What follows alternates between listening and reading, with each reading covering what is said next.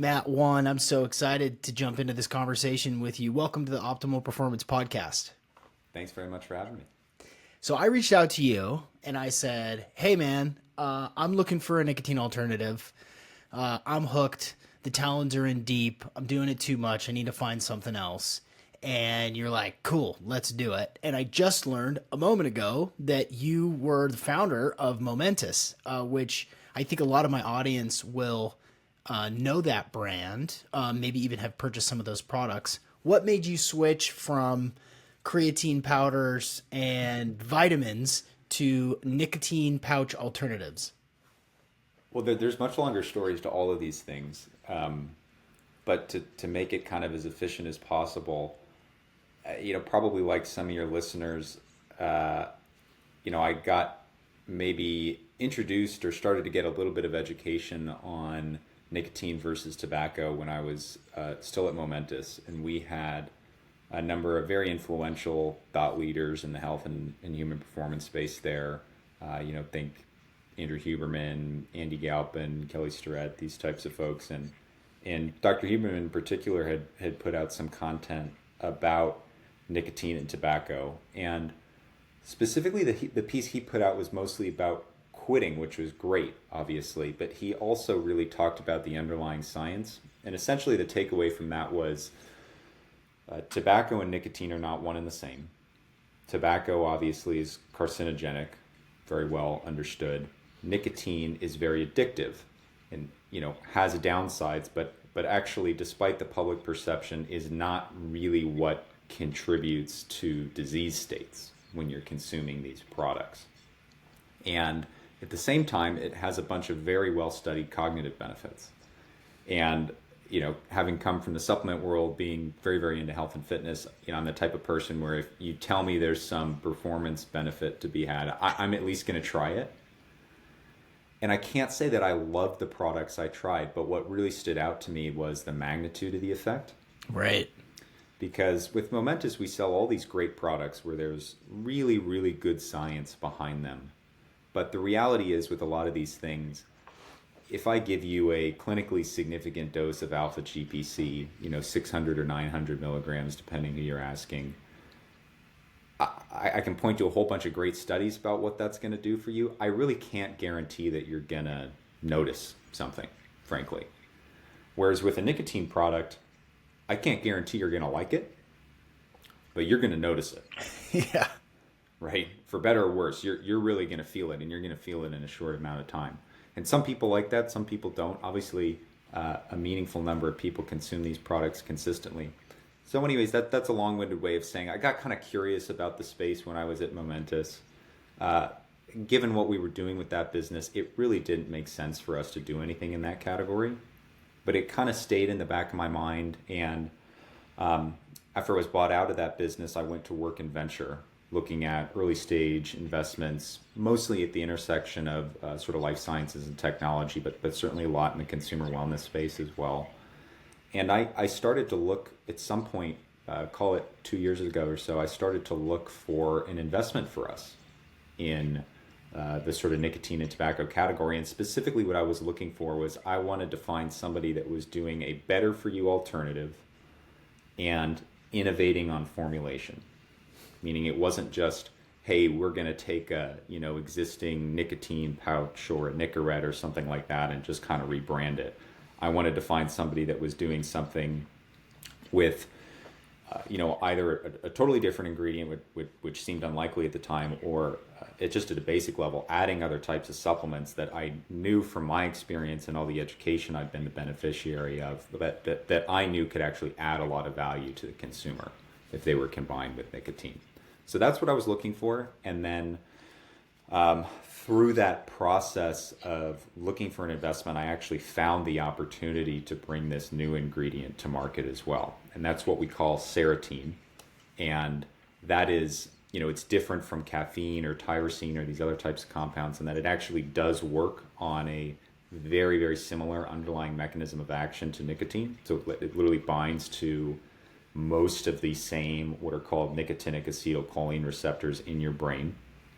But interestingly, it does not bind particularly well to the specific receptor subtype that's believed to drive a lot of physical dependence symptoms. And so that was like, whoa. And it, by the way, it took us 2 years of like actually from like the first time I heard that this was a possibility to like actually being like, holy shit, like, yeah, we should put this in a product. So there wasn't like, oh, I just heard about it and I'm like, yeah, let's go sell that. Like clearly there was like fully like 2 years of like research and like actually putting it in the lab and then putting it in the products and trying it. But again, I'm trying to move through this relatively quickly. And then that of course leads to launching Sett. And so took a step back from investing.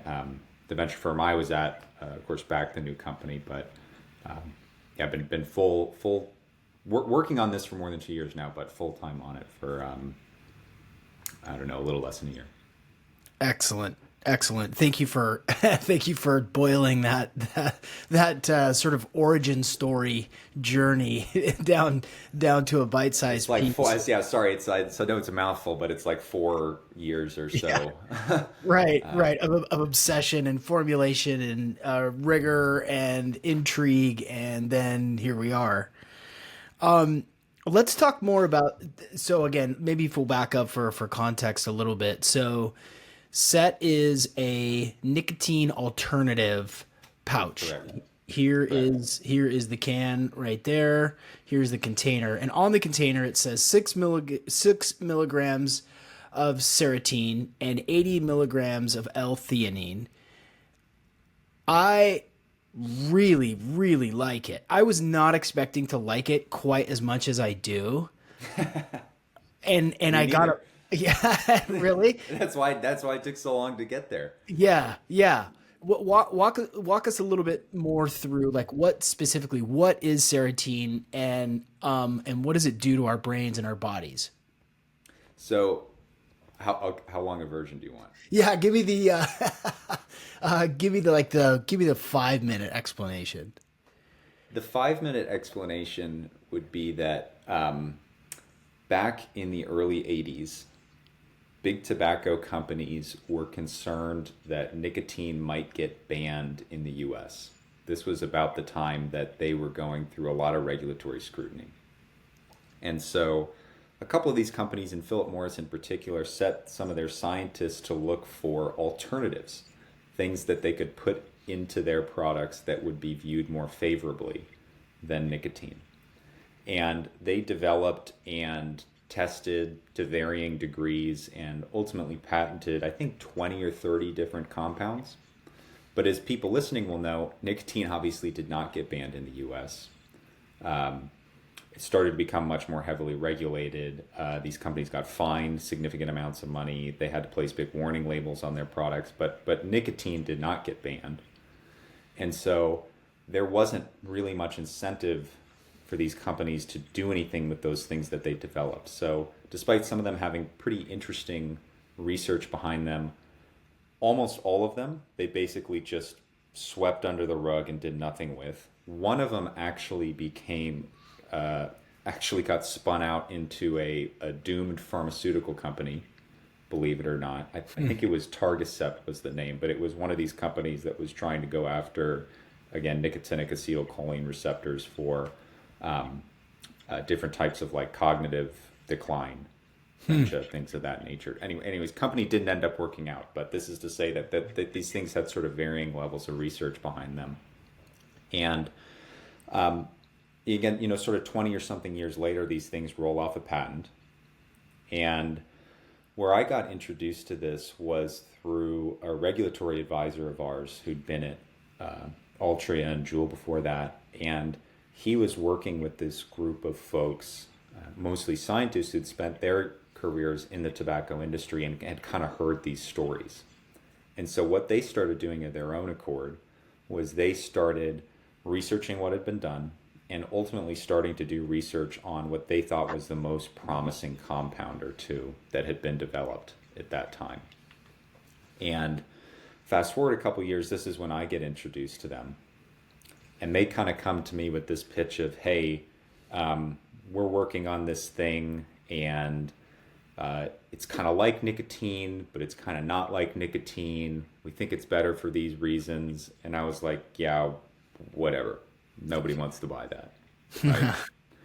But at the same time, I was in a fortunate position where although I was looking for something in this space, I had another job, so I wasn't like I didn't need to just like immediately dismiss it necessarily. And the guy I was speaking with there was really nice, and so we got to know each other. We kept talking, and then over the course of the next year or so, I started to see like, hey, okay, now we've got safety data on this. Now we understand some of the more of the underlying chemistry around it, and then the data that made me say stop and want to put the product into a pouch or gum and try it was we generated what's called receptor binding affinity data, and what that shows is the relative propensity of these molecules to bind to these different receptors in your brain. And specifically, what nicotine does is it binds to a specific type of acetylcholine receptor. So nicotine has a similar enough shape to acetylcholine that it can bind to these things. It has a much longer half-life than your endogenous acetylcholine, and so it, like the relative magnitude of effect that you experience can be significant as a result of that, right? And again, what we saw, which I sort of teased out earlier, is that on the whole, you saw very similar binding affinity for seratine to nicotine, but you also did not see particularly good binding on what's called the alpha-6 nicotinic acetylcholine receptor. And there's a lot of evidence sort of pointing to that being one of the meaningful drivers of physical dependence symptoms with these products. And although we haven't redone this study ourselves yet, it's on our roadmap. There was actually some evidence back in the 80s when PMI developed this ingredient initially that it might potentially be less vasoconstrictive on its own. Really? So anyways, this story started to come together around, okay, you've got something really novel here. We now know, because we've tried it, it's going to provide nicotine-like effects in the brain, which is obviously what these consumers are looking for. And not only do we have evidence on its own that it may lead to this less habit-forming experience, but we can also now, because it's not a tobacco product, we can combine it with these other functional ingredients, and we can modify the formula in these other ways, which are not like rocket science per se, but are just really, really difficult, near impossible to do within the regulatory framework for tobacco products. Right. So again, in addition to having seratine in here, now we can do the L-theanine. L-theanine has been shown to reduce withdrawal symptoms in a bunch of different addictive substances. It's a mild vasodilator. It's also something that has evidence that it can actually work sort of directly against some of the addictive mechanisms for nicotine in the brain. And so there's other things that you could imagine putting into a pouch to sort of support this, but that was by far at the top of my list. We can also make the product pH neutral. We can modify the dissolution rate such that it doesn't like hit you all at once super quickly in a way that a lot of nicotine pouches here in the US do, which I think makes for a more pleasurable experience. Clearly that's qualitative, but more substantively, I'd say it's I would think leads to a less habit-forming product when you have something that doesn't hit you quite as strong, quite as fast. Yeah. And so that aspect of the product can be designed in here as well. And again, this was all sort of like from the time I first met these guys to now having the product on the market, call it 2-year or so journey, getting to know them. Dude, fast. But maybe just to like level set again. So what Ceratine is it is a synthetically derived compound from B vitamins. So we make modifications to those similar actually to how you would derive synthetic nicotine. It's made in a US-based FDA-registered facility, and it is structurally similar but chemically distinct from nicotine. And it is structurally similar enough that again we know it has this interaction with those nicotinic acetylcholine receptors in this really critical way. And in a way, again, that something like a caffeine or a tyrosine or an alpha GPC does not. So it's me and my dumb head. It's kind of all of the good things that you want from a nicotine pouch and less of the bad things, or none of the bad things that This is my claim, right? You don't have to agree with this at all, but kind of in my brain, it's like, okay, it doesn't hit quite as hard. It's not as jarring. It's not a sharp peak and then a fall off the cliff like a lot of 6 milligram nicotine pouches are. It's less habit forming, and combined with the L-theanine, it kind of it's vasodilating rather than vasoconstricting. I mean, I feel it. I feel all those things. I love it. I can't, for the sake of the FTC, probably say quite all of those things that you just said. But what I can say is what we're trying to do is we're trying to make better for you products in this category. And our view is not that it's a reasonable belief that, even with all of the evidence around tobacco and smoking and these things, when you have 25% of the world still using those things on a daily basis, our belief is that people are going to continue to use these things, whether they're good for them or bad for them. And so we want to make better options for people and things that help them sort of create a healthier relationship with these types of products and rituals. Yeah. And so, again, we can't say this is a cessation product. That's specifically a therapeutic claim, and that's specifically not what this is. But this is for people who,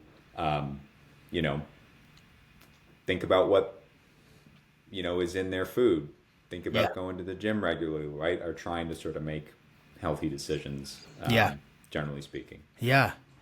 The thing, again, and I'll speak kind of to my own experience here, which I think I know why dudes like nicotine pouches. I know why they like them, why they use them, in some cases kind of all day, every day. Yeah.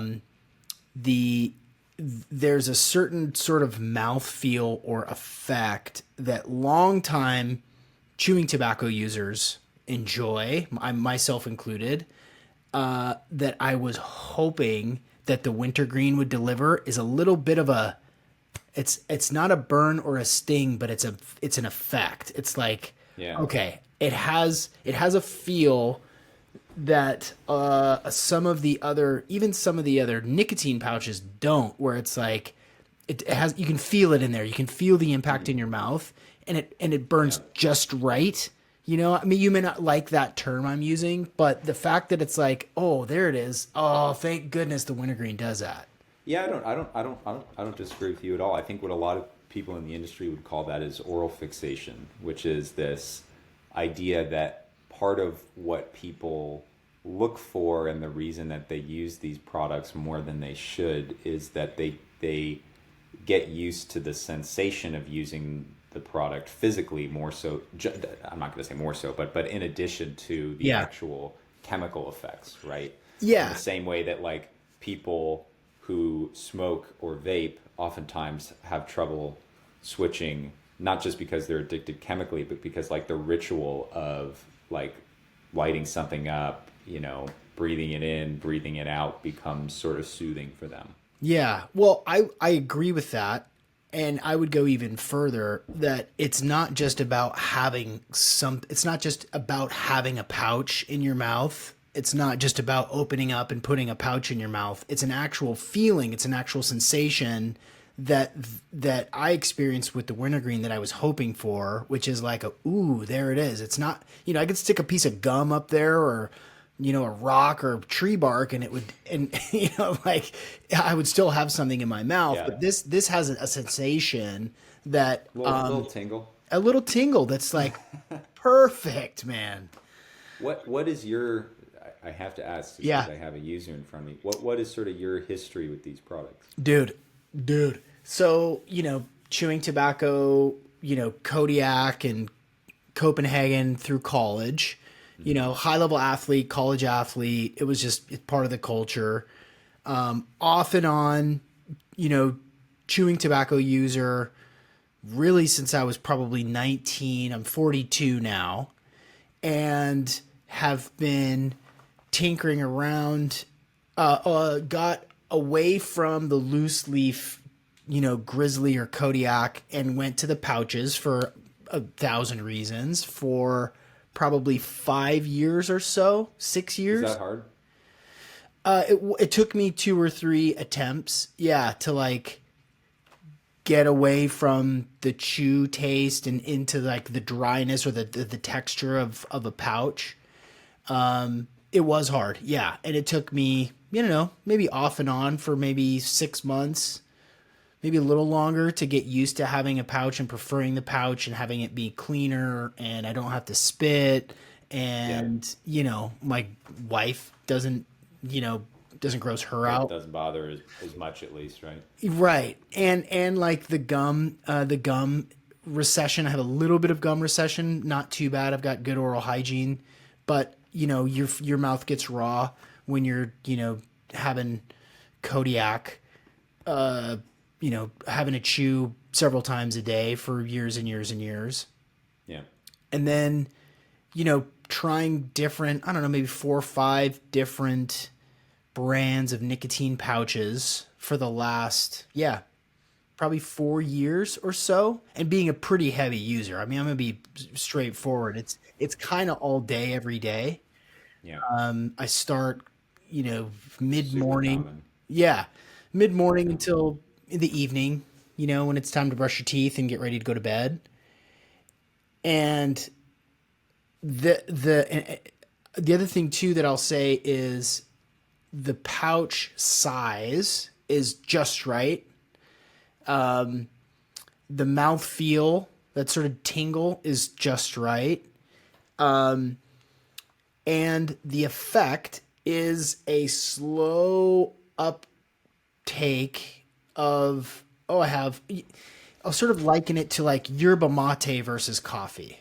You have a cup of coffee, you're buzzing, you go up fast, you kind of come down quickly as well. Yerba mate Yeah. is more of a sort of a body feel. You have more energy, more clarity, but it's not like a rocket ship.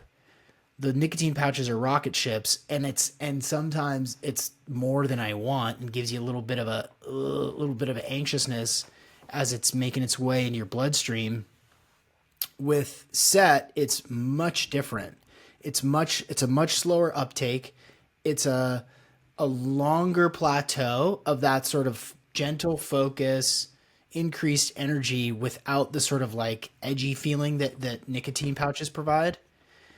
I'm a convert. I love it. I prefer it, to be totally I honest. love hearing it. Yeah, yeah.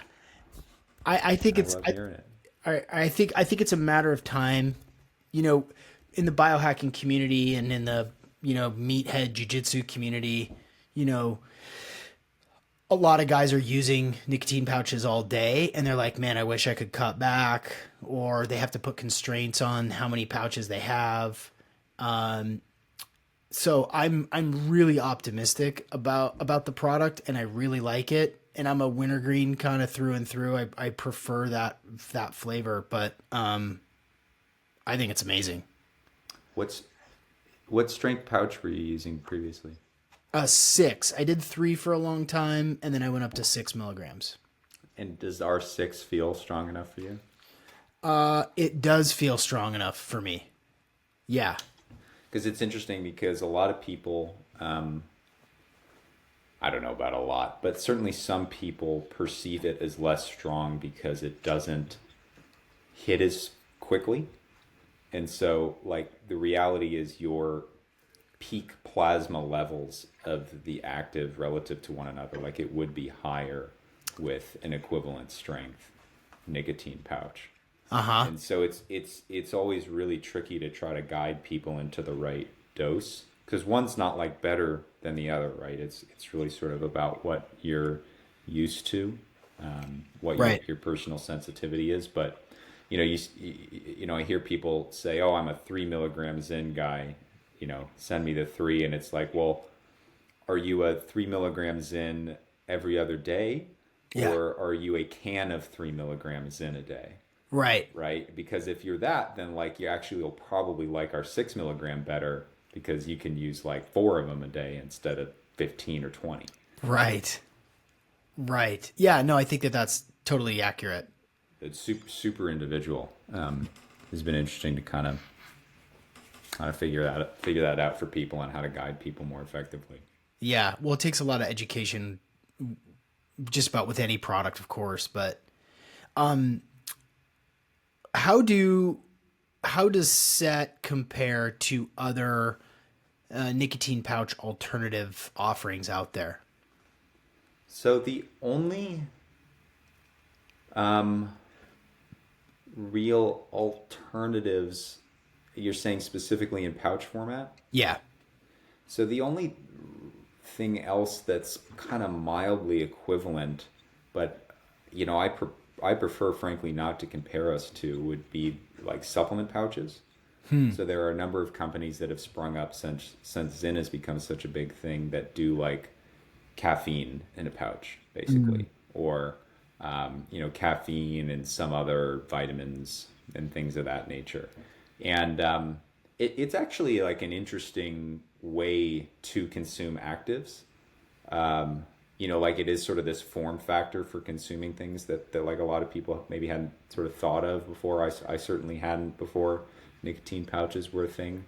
But I don't have anything against caffeine. It's just that is a totally different mechanism of action, and so they don't provide the satisfaction that a nicotine user is looking for. Right. So if you want to get caffeine from a pouch, that's great. That's a great solution for you. And there's probably a dozen decent products out there now. But this is really in my mind, the only alternative to nicotine that actually is going to provide nicotine-like satisfaction. Yeah, that makes sense. I remember before I ever tried or even heard of nicotine pouches, was Troscription's methylene blue troche. I did a, Oh I yeah, did, yeah, I did yeah, I've seen that one. yeah, I did an episode with a couple of them with the Troscriptions guy, Dr. Ted Achikoso, the methylene blue troche, the biohack. Everybody's got the blue tongue, and you post about the blue tongue and the methylene blue, and all the things that it does. It's totally separate product, but the fact that you could have something in your lip that would deliver ingredients for some effect, and then I met this Swedish soccer player here in Seattle, friends with some Sounders guys, and met him, and he was, had these pouches and stuff like that, and let me try one. This was years and years ago before, I ever saw it here domestically, and I wasn't into it, and was just like, well, I don't know if I like that too much. I'm gonna stick with my Grizzly wintergreen, and just like thinking back to how those days, just like so gross, but. The fact Should have that bought Philip Morris stock back then. yeah, right, right. I think that it's such a convenient, effective, discreet, and reliable way to get the effects that you're looking for that I don't know.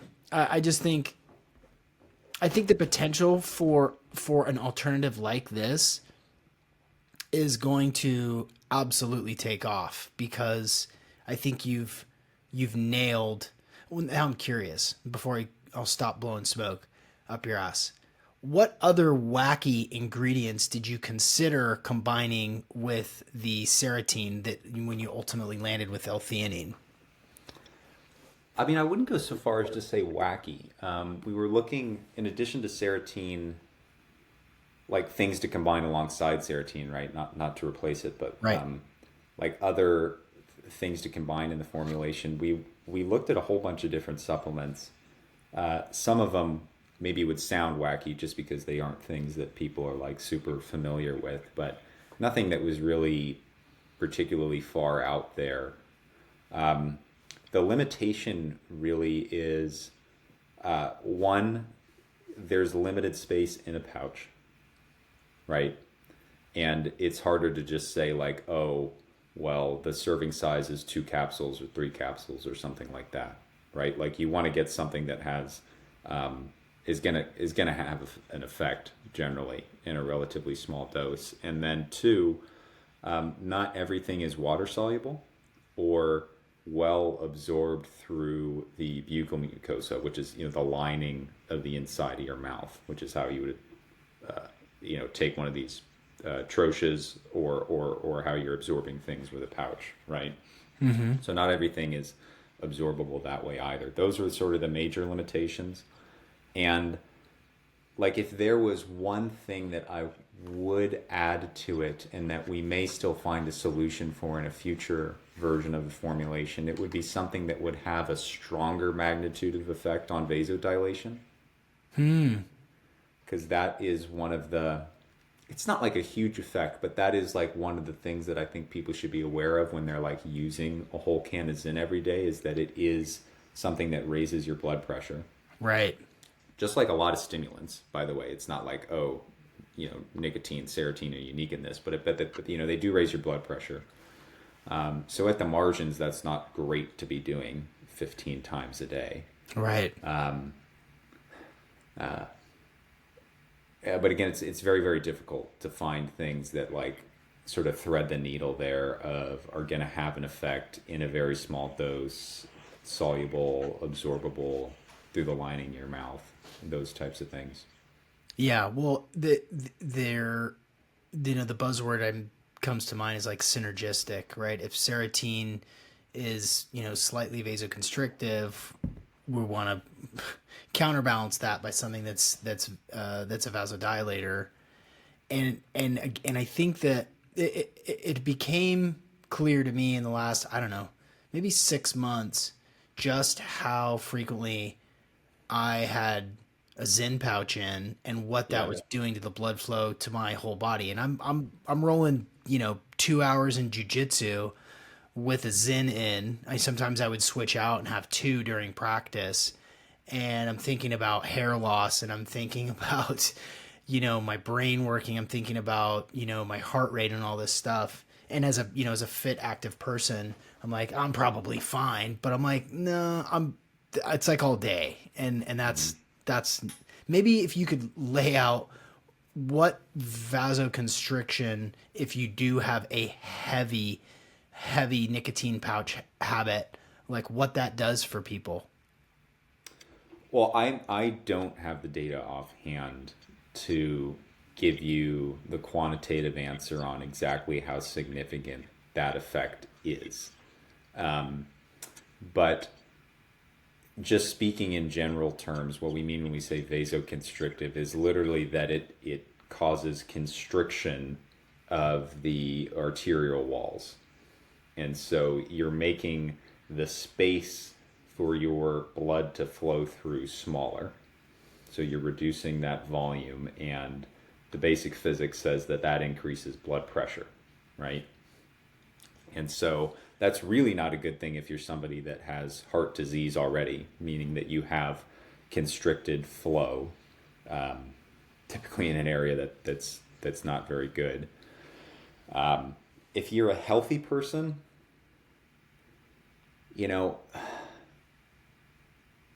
is it something that like you're going to be able to really measure an effect on? I don't know. Truthfully, I don't know. I'm not a doctor, but you can think of a couple of things for which restricted blood flow is not particularly helpful. Right.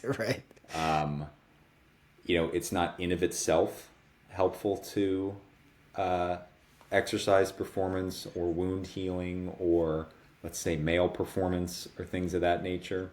And this is where some people get confused, right? Because they're like, oh, well, actually you want high blood pressure for exercise, or like you want high blood pressure to get an erection or things like that. But that's like a very specific like physiological response that's driving that. Right. It's not like higher blood pressure equates to better performance, right? Like when you're exercising, like you've seen it, right? Like your veins are all of a sudden like 3 times as big as they are normally. They're not doing the opposite of that. That's happening, and your blood pressure is elevated. Right. Yeah. Good distinction. Yeah. And there's another, like, again, just simple physics thing there, right? Which is like blood is flowing through a given volume faster. That actually increases pressure as well. Right. Yeah. What Well, what's your sort of rhythm? What's your favorite flavor, and how often do you use a Sett pouch? I use it probably anywhere from 0 to 10 times a day, to be perfectly honest with Wow, you. that's quite a range. Yeah, because what I try to do, and what I'm reasonably good at. I'm not like perfect about it, but I'm reasonably good as I try to take a break on the weekends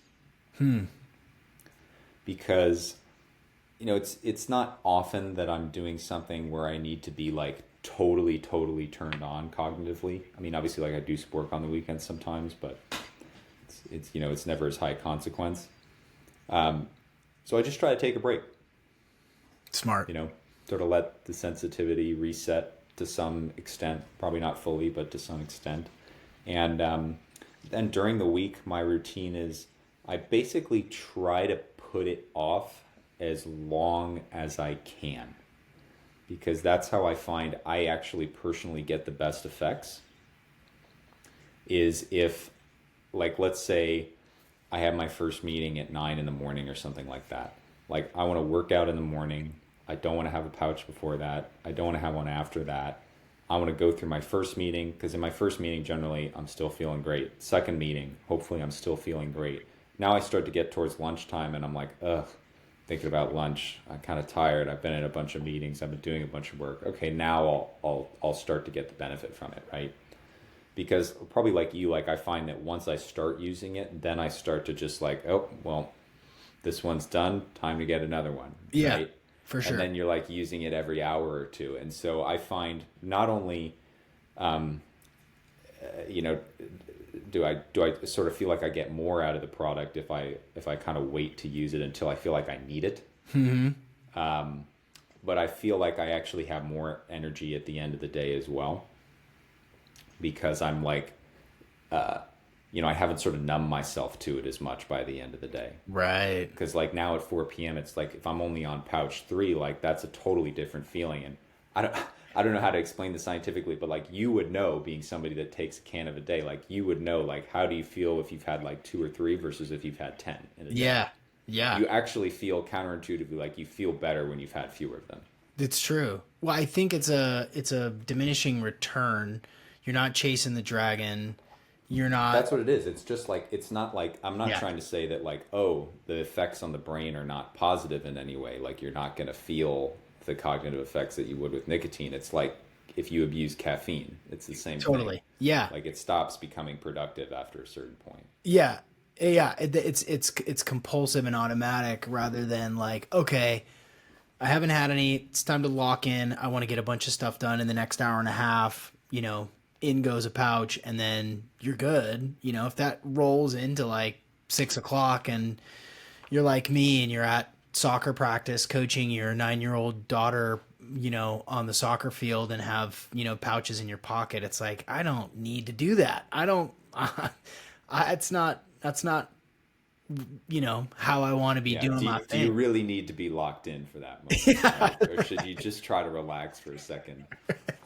I do not need to be locked in to teach 9-year-old girls how to trap and pass. No, it's not the case. Yeah. I'm excited. I love to explore. I've been tinkering around with nootropics and different stacks and different delivery systems for such a long time. And I think that the strength of what I was getting from Zyn, we'll just call Zyn a Zyn. And then I kind of looked into obviously all the downsides of it. And it's right time to get off it.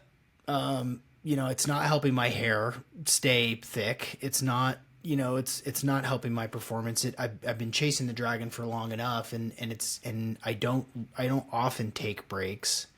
I have taken, a week or two here or there for doing like, for example, I took, this is apropos nothing, but dry fasting is a thing. I don't know if you've caught wind of dry fasting, but 5 days, no food, no water. Done that twice.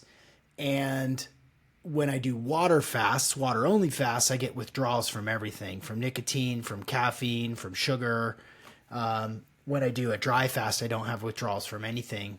And so, 5 days without water. That's crazy. yeah, the Russian literature, the Italian literature, it's incredible. Stem cell release on days 4 and 5, gut reset, massive fat loss. It's it's gonna be a thing. Mark my words. Huh. Yeah. So is the idea there that there is some other mechanism that you're unlocking by dehydrating yourself as well, or is it essentially the same pitch as calorie restriction, and you're just exacerbating it by restricting water as well? Completely different mechanism of action. Huh. Yeah. So when you consume water, you can look at August Dunning, the Phoenix Protocol. When you consume water, you're activating your digestion, and the activation of your digestion turns on all your internal organs, and it's business as usual. You're still processing liquids. When you dry fast and you're not activating, like you don't even, if you have an accumulation of spit in your mouth, you want to spit that out. You don't want to be swallowing anything. You're not activating your digestion, the enzymes, and therefore you're turning on the engines of, ketosis and fat burning. You actually urinate the whole entire time, the whole 5 days, and you are burning fat at an incredible rate. So there's also a distinction between muscle loss with water only fasting, and you get almost none or very little muscle loss with dry fasting. It's if you want to go, yeah, dude. Edge seeker Matt Wan is like, this could be pretty interesting. Yeah, you can see them on the internet now. Yeah, you can go to dryfastwithfriends.com. My friend Theo and I, who you just listened to in that last episode, talk. We do a couple videos on it. There's some information there. August Dunning and the Phoenix Protocol is really the sort of westernized approach to it. I searched dry fast with friends. The second result is Cleveland Clinic. Why you should avoid it. Why you should avoid dry fasting? Yeah. Yep. Yeah. Yeah. Well, that's good. I mean, good. I say more information on it. Yeah, well, like obviously, like if you don't drink for too long, that's a problem. But yeah. So the record is 28. Makes the poison. 28 days is the longest dry fast. They're doing 14-day dry fasts in Eastern Europe with Dr. Filanov currently, and this is for cancer and other afflictions that people are trying to work through. You get senescent cell. You basically burn up the senescent cells for energy as well. Some pretty wild stories, including a friend of mine who has been on TRT for 12 years. His nuts got bigger in 5 days. He got testicular size back. Tooth remineralization in 5 days. A woman who hadn't had her period for 4 years in menopause suddenly got it back on day 4. Pretty massive scar regeneration. There's people have before and after pictures of like a scar across their shoulder, and it gets its color back because it's basically that scar tissue is being scrubbed and used for energy in the body. Amazing stuff. How do you feel? Terrible. When you're doing it? Yeah, not good. Yeah. The first 2 days. It must be a lot worse than just like straight fasting, because I found it's unpleasant, but it's tolerable. Yeah. The no water. Oh my man. I mean, that's intimidating. The first 2 days are pretty doable, especially if you've done water only fasts in the past. The first 2 days are not too bad. Day 3, it gets pretty challenging. Day 3 is really the hardest day. You're deep into ketosis. You are parched. You don't feel thirsty though, which is kind of bizarre to even say. You get dry mouth, but you don't feel like a much of a drive. It's more of a habitual, like I'm gonna drink some water. Yeah. Days 4 and 5 are pretty tough, so you got to be really careful about how you refeed and rehydrate what you're putting into your body, because you can really mess up your pancreas if you get too much sugar or too much salt. So, but and incredible. It's coming. I think it's going to be the future. I'm not saying everybody should do it. Clearly, if you're really lean, don't do it. If you're really sick, don't do it. I'm not advocating everybody to try it, but you should definitely read the books and check it out. How popular do you think fasting is today? Because that would be like an interesting proxy for like how much do you think this would potentially take off? I think fasting's really popular. I think intermittent fasting is what most people kind of think about, skipping breakfast. I heard so and so say that intermittent fasting, you could probably look at the Google search terms, but That's what I'm doing. yeah.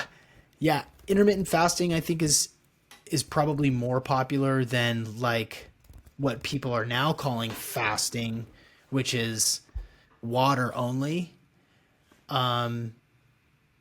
I think it's really common now, especially for people who have eaten keto before and skipped breakfast a couple of times. It's interesting. So I'm looking at the data. The highest, so for anyone listening, this is Google Trends. You can just go and look and see like how many people, relatively speaking, over a given amount of time are searching for a particular trend. It's very fun. Yeah. The highest peak ever looks like February or January 2020. Yeah, January 2020. And then it came down sharply after that. It first started to spike around the end of 2016. And probably just somebody talked about it on a podcast or something like that, right? Right. And then it sort of goes through these like seasonal, very popular in January spikes. Sure. Every year, but Yeah. is kind of like, honestly, like it's kind of come back down to like 50% of that level and has been pretty consistent. Yeah. Yeah, that's the new year, new me. What if I just don't eat for a couple of days? Here's an interesting proxy for you. So relatively speaking, the search volume for intermittent fasting is about the same as it is for high rocks. Huh.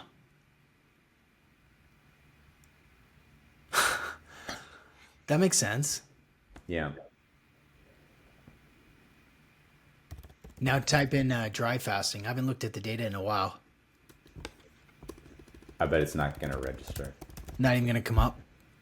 Yeah, it's basically a flat line. Yeah. So maybe you're early or maybe you're insane. Those are Yeah, the two probably options. both. Yeah. Probably both. Yeah, probably both. Yeah. I think we're super early. I think it's going to be 5 years before people are really actually considering it or talking about it. The other thing that we're early on is intermittent dry fasting. Some of the Russian research suggests one 24 to 36 hour dry fast a week combined with 6 miles of walking for fat burning, for like optimized fat loss.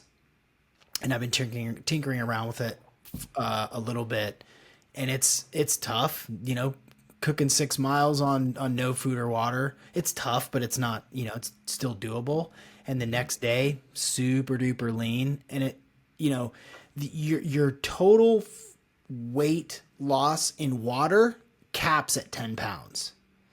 So It's just all your body's willing to let go of. exactly right. Well, then there's metabolic water, right? So our cells Yeah. are making water, which, is in that sort of fourth phase.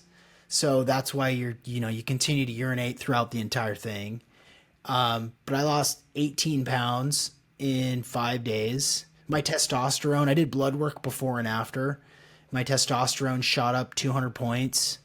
Whoa. Yeah, just in the 5 days. My physique changed and has stayed leaner. without any of the muscle loss. It's a thing. Yeah. But getting back on topic, I didn't have any withdrawals, and most of the people that do the dry fasting program with us, they don't have any withdrawals from caffeine, and in my case, nicotine. I didn't have any at all. So I think that cycling program. And if I can't have food and water, I'm like nicotine, caffeine. That's gonna be so far down the list for me. Yeah, you're right. Well, you're pretty lean though, right? You look like you're a pretty lean guy. Relatively. Yeah. Yeah. You may be below the fat percentage to be able to do that effectively for 5 days, maybe pushing it. Yeah. But 3 days is definitely something to think about. Hey, here's one for you. I'd love your thoughts on this because you're clearly pay attention to these types of things. Sort of speaking of the substance alternative space, we've kind of been following for some time now some of these cannabis beverage companies, and the sort of market story around them is pretty compelling in the sense that the market for alcoholic beverages in the U.S. is huge. I don't know what it is offhand. A couple $100 billion at least. Yeah. Right. And a lot of people are drinking less. Pretty much everybody still wants to modify their state of mind from time to time. And so the belief with a lot of these companies is they're like, hey, we're going to go, take a percentage of that alcohol market.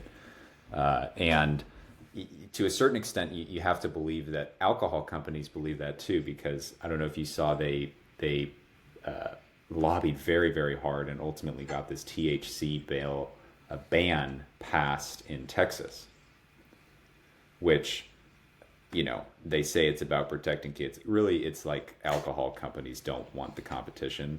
Yeah. That's driving it right. At the end of the day. And the thing that I'm just not sure about is that positive? Because obviously we know alcohol is not good for you. And I'm not saying that drinking less isn't in of itself a benefit, but I don't know. I'm not actually convinced of the societal benefit to having THC use be more prevalent. Well, if you think about the effect that alcohol has versus the effect that a THC beverage has, and impairment is always a concern in both. Yeah. But you're not out at the bars drinking 6 THC, purple sodas. You're at home. You're not going out. You may have a whole bag of Cheetos and go to sleep early. You may binge play Fortnite, but you're not out on the road. You're just not, you're not interacting or putting yourself in positions of danger. Maybe. Well, yeah, I mean, you may be at a park, you may be walking at a park. I don't know. I don't know anybody who drinks a THC drink and then goes out. No, I don't know anybody that does that. It's like movie night at home almost exclusively. And so there is an impairment thing, but you're likely not to speed. You're likely to drive way too slow on a THC purple drink. It's that subduing effect rather than the liquid courage that you get from any type of alcohol is just totally different. I think that the access for children, I think that is a legit concern. I don't know if it's easier to get, I'm in Washington State, one of the earlier cannabis legal states. Mm-hmm. I think the packaging is pretty childish. The packaging is kind of, targeting, a younger demographic. I don't know that it's easier to get. You can't play Hey Mister at a cannabis shop here in Washington very easily. I don't know that, Yeah, but like a lot of states, it varies state to state, but like there's a lot of states where like you could just find this stuff in the grocery store now. Where? I was just in Wyoming. It was in the grocery store there. No way. Yeah. Huh. Yeah. Yeah. Yeah. Most places, a lot of places you can order it online too. And obviously there's like, some age gating involved in these things, right? Right. Yeah. Anyways, I'm sure it's like on an individual basis, it's like healthier to consume that orally, not combusting anything, than it is to consume alcohol. I don't know. There's just like there's a part of me that's just like not sure that that's actually like a better substance for people overall. Yeah. Well, the high that you get from ingesting versus smoking is also very different. Smoked cannabis is much faster acting, a much shorter half life, and has and it affects a different pathway than ingesting a cookie or a beverage. Take that as just a little side note of the effect, but I think just about anything. I mean, I don't think there's really a comparison between alcohol and cannabis across the board as far as like safety, and also the combination of other things that are in people's systems, alcohol and SSRIs. Here's another way to ask it: what would you have less anxiety seeing your teenage kid drinking? That's a good question. A beer or a cannabis drink? I mean, my honest answer would be a cannabis drink, but I'm a product, just like you are, of the sort of cultural acceptance of having a Busch Light at a house party when you're 17. Yeah, interesting reframe there. Yeah. Yeah. I think what's another interesting category is like the adaptogenic beverages that, I forget what there's a few of them. There's a few of them. Yeah. They're kind of fun. They're kind of nice. Kava seems to be a little bit more popular now. It gets a couple of conversations on a couple of podcasts. Kava is a really wonderful, it has a nice effect. It's very social. You can drink 7 glasses of it and you're still good. You're still good to go.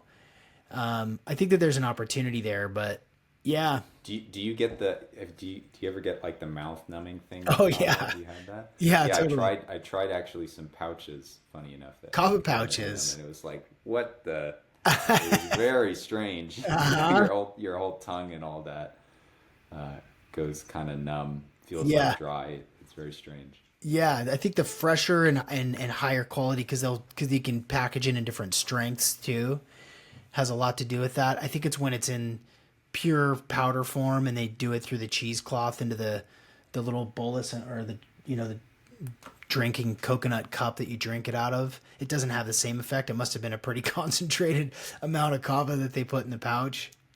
Yeah, I wouldn't recommend it. But I honestly, I don't know whether it was strong or not. Yeah. Interesting. Yeah. You're into all sorts of interesting things, aren't you? Well, I try to be. Yeah. To a certain extent, it's there's like, I have like a natural curiosity about health and fitness, which is just like self-interest driven, right?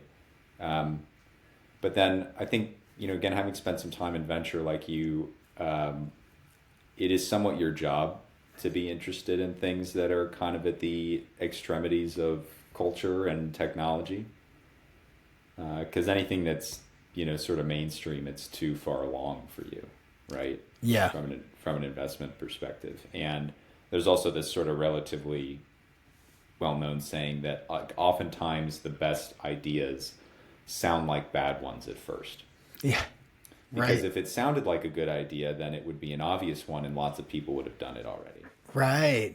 So really the way to find, alpha, if you will, whether it's in investing or marketing or whatever, is the things that the consensus of other people would say is actually not a good idea. Right. Yeah. Yeah.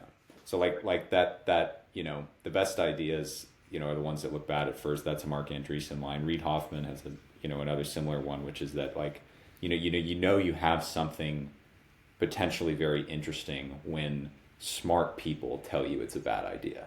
Uh-huh. Yeah. Yeah, I mean that makes tons of sense to me. Yeah, you know that you're timing it right or perhaps a bit early when, you have people have that reaction. You don't know that you're timing it right, but Ah, you at least have an explanation on why has this not been done before, uh-huh. right? Right, right. Or done well. Yeah, yeah. Yeah. Yeah, timing is a whole nother beast, which is just very, very, really hard to predict, right? Yeah. Really, really hard to predict.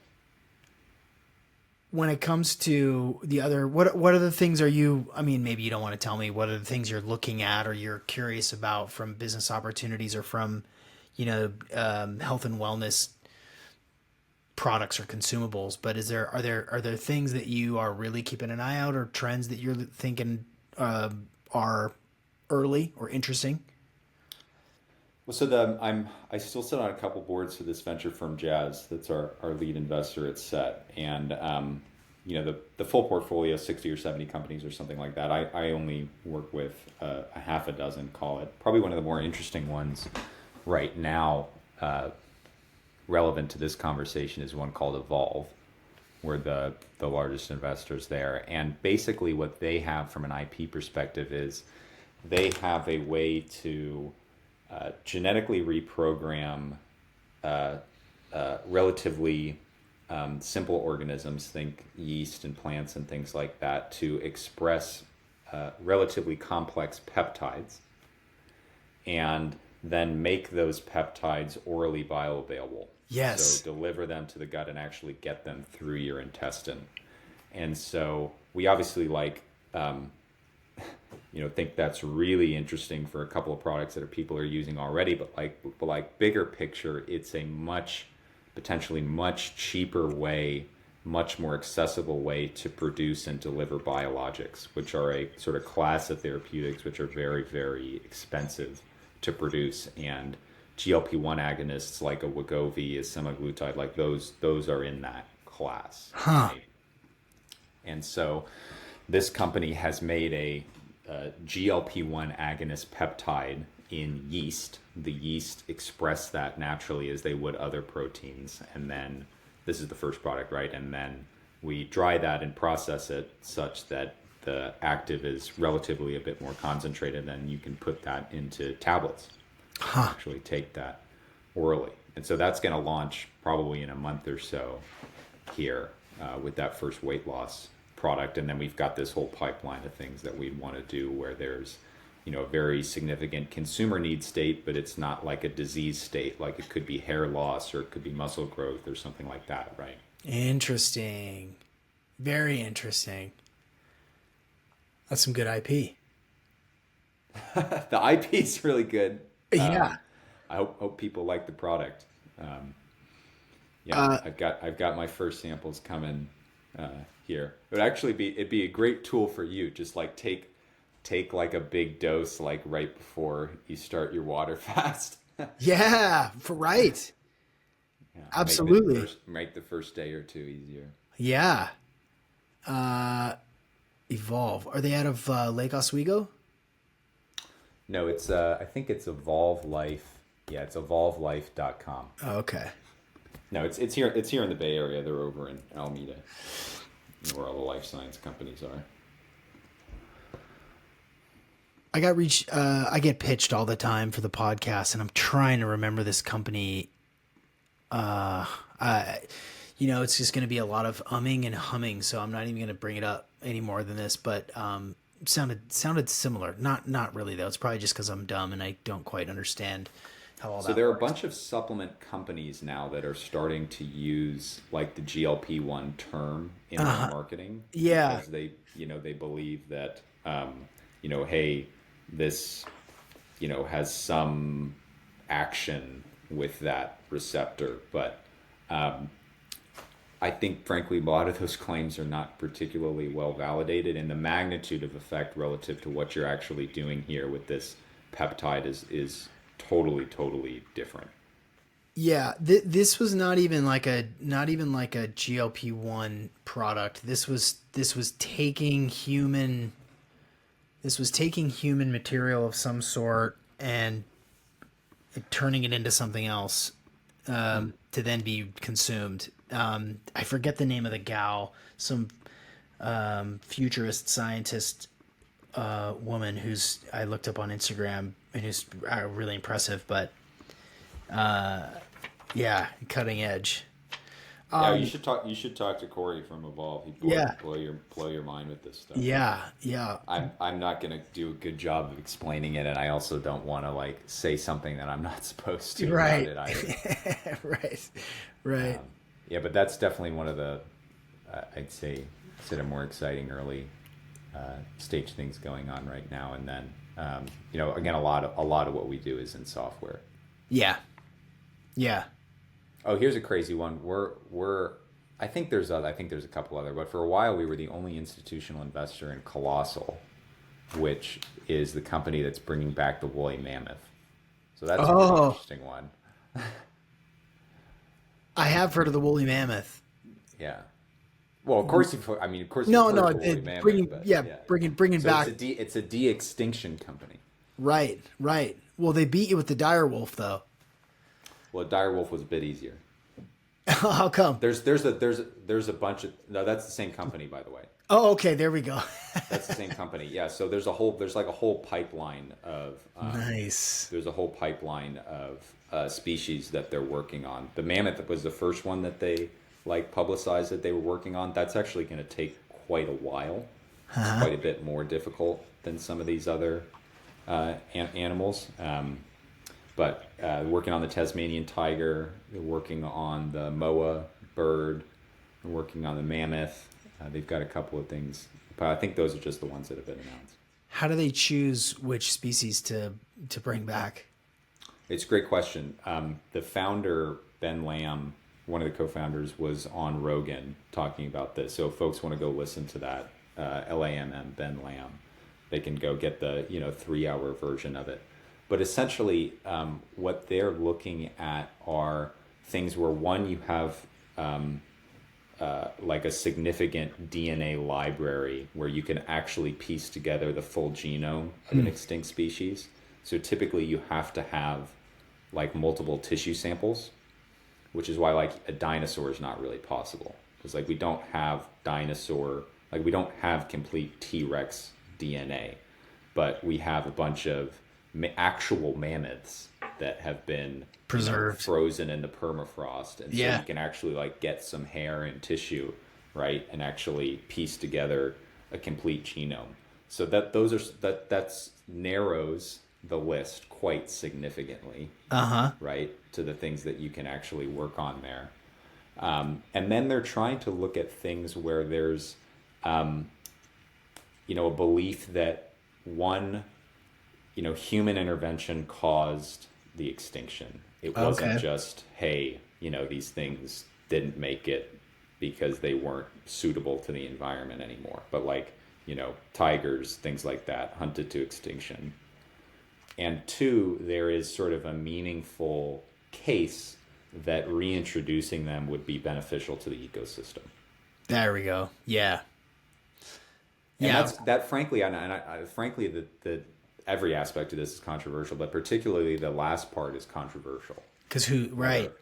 How do you measure Well, because that? it's very hard to prove that, Right. right, Right. until you were to actually try it. And a lot of people say that's not something you should do, and then other people say, well, hey, humans caused these things to go extinct. They were sort of keystone species in a lot of these ecosystems, and your view now today in 2025 of what normal and healthy looks like in that ecosystem is actually not what it was Right. before we got here and intervened. Huh. Yeah. Ooh, cool stuff. That's a bit of a crazy one. It's gotten a lot of publicity recently, but the original investment thesis, believe it or not, this company had basically no business model at the time. I think it's still fair to question what exactly the business model is, but the idea with the investment at the time was that it was such a difficult technological problem that you would have to invent all of these different technologies along the way to do it. There we go. And that those technologies in of themselves might be commercializable. Yeah. And so like it spun out a software company already called Form Bio. And the hope is that there will be other technologies that come out of this that are very beneficial to people. Yeah, that makes sense to me. That makes tons of sense. A bit like going to the moon. Yeah. Yeah, how do you profit from a dire wolf? I don't know, but we're gonna specifically from the dire wolf. Right. But obvious. On the path to the dire wolf is going to create, viable tech, and that's very cool. Man, oh man. So how do you schedule your day? Like, are you free forming it? How many hours a day do you put in on set? I'm 95% of my professional time is on set. Got it. Obviously it depends like day to day, right? But vast majority of my time is on set. Again, I have a handful of companies for jazz that I work with as well. And some of them require very, very little hands-on work. Some of them require much more, and all of them it varies, right? Just depending on what's going on with the company at any given day. And then occasionally, I'm not like out, looking for new investments all day the way I was when I was investing full time. But occasionally something will come around that's either really, really compelling or just like super relevant, maybe in the consumer health space or something like that. And then I'll jump in and try to help us sort of come to a decision there. But 95% of day to day is just on set. Obviously, like I have some personal life as well, but that's what I try to dedicate the majority of my focus to. Yeah. Well, because it's hard, we're introducing something new, something people haven't heard of. Right. That's it's difficult. Yeah. Well, how'd you end up with the name Sett? Great question. I'm not good at naming things. That's never been my strength. But one thing that always bothered me with a momentous name was that it doesn't roll off your tongue. It's like it's not long, but it's not sort of punchy or like something you can kind of easily shout around. People spell it wrong quite frequently. Because it's spelled like the word. It's Tous, but a lot of people, for whatever reason, think that word is spelled Tus. And so people all the time still spell it wrong, which just drives me... I mean, it's my fault at the end of the day, right? But it still drives me crazy. And it was a little bit difficult, because it was a real word, it was a little bit more difficult to like get the right domain names, the right social handles, the right trademarks and things like that established for the brand.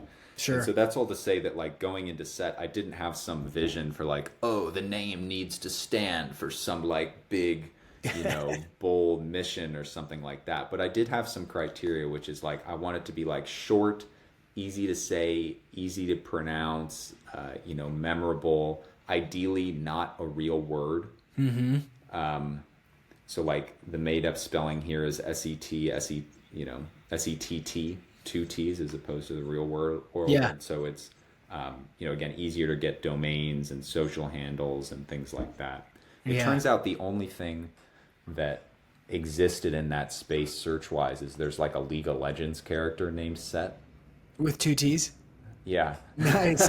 Which again, I wouldn't have known. Yeah, that's far enough away. I wouldn't have known that. And so that's really the only other thing that kind of exists in that space. So, you want something that's to a certain extent unique, again, easy to pronounce, and then something that's ownable. Nice.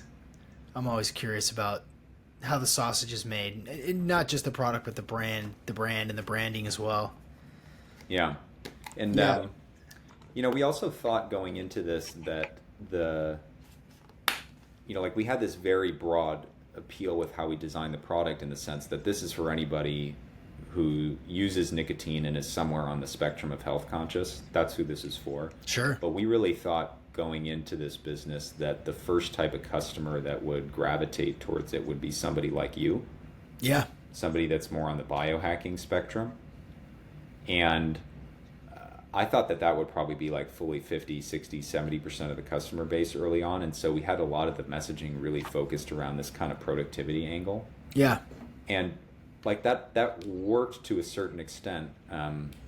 Like the results of the launch were quite good. I would say that one of the big learnings we had from the first couple of months is that the audience is just much, much wider than that.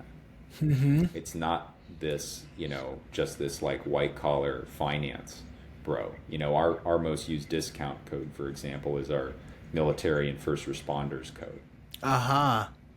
And so the productivity and focus angle is still sort of a sub-bullet for us. It's one of the reasons why you might be using these products or want to use our product in particular.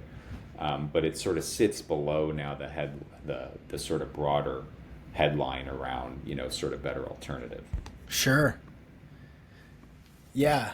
Well, I think that is very interesting, and I don't know if are you adopting many never use nicotine users? Like how much of a percentage of the user base is that? Like extremely low. Right. Yeah, extremely low. Right. So whether you had a cigarette, which isn't, and that's not the goal either. Right. Right.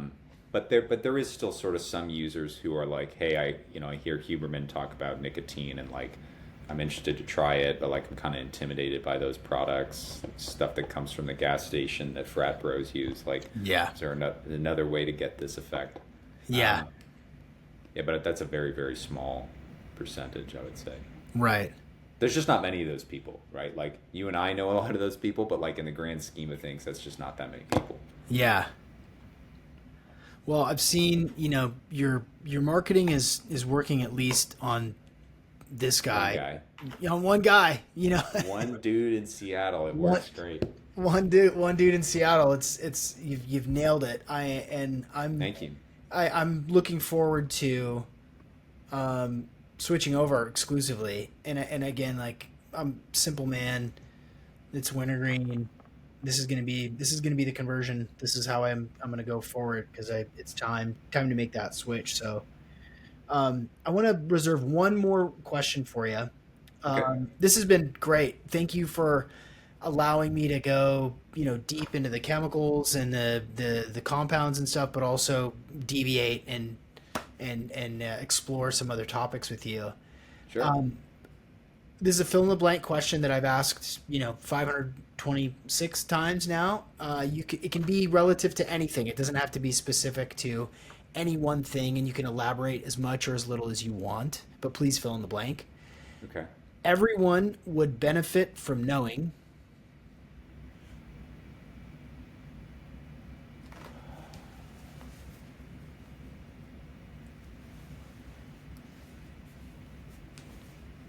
I would say everybody would benefit from knowing that health outcomes are highly modifiable. And I think people know that, but they don't really internalize it in the sense that they don't personally believe that they can modify them. And specifically what I mean by that. Like they hear and they understand like, oh, losing weight will like reduce my chances of heart disease and cancer and diabetes and Alzheimer's and all of these things. But they don't actually internalize like, yes, in your specific situation, regardless of what it is, you specifically can modify them. It's not just this broad population-based thing. And I don't know, that just sort of comes to mind for me when I think about the people I'm exposed to and people in my life that, they listen to the podcasts, they kind of get it, right? They kind of get that that these things are good to do, but I really don't believe that they believe they can do it. Right. You've made such a great point there, and this is a theme that has emerged many times around. If you are already in a state in which you don't feel healthy, you don't have a lot of energy, you're maybe not even not that optimistic, it's a big jump to then be activated in your health and experiment in different ways and have the energy and block out the noise to be able to do N of one experiments, to try things and make changes. If you're already not in a good spot, it's tough. Like, the superpower is in between your ears to be able to say, no, I can make a change. I can go try this thing, or I can walk 10,000 steps today. I can start today.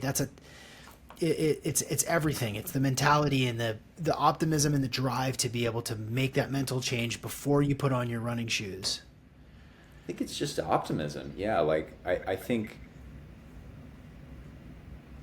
that once you have any level of momentum, it becomes so much easier to find that drive. And this is part of why I'm so excited about Evolve and things like peptide therapies becoming more available. And to a certain extent, it's why I believe like supplements can be helpful for people too. Is that if you have these tools that let you either actually experience progress or at the very least internalize that you're making progress, like, it builds momentum. Yeah. So, like, I don't think like everybody should just be on all these peptides all the time, but like if you can use some of these things that are, cheating, if you will, to like start losing weight and building muscle and sleeping better, and that like gets you started on this like, oh shit, it's working, and now I can like, now if I work out, it's gonna like do it even more. Like, it just builds momentum for people in a way that I think is going to be really impactful when those tools are again more available. Totally agree. Well said. Well, Matt, this has been an awesome conversation. What a great way to cap off the week. And you made a great product, and it sounds like you got your fingers in all sorts of nice pies. So maybe we'll do this again sometime down the road. But thanks for joining me today on the Optimal Performance Podcast. I'd love to. Thanks for having me.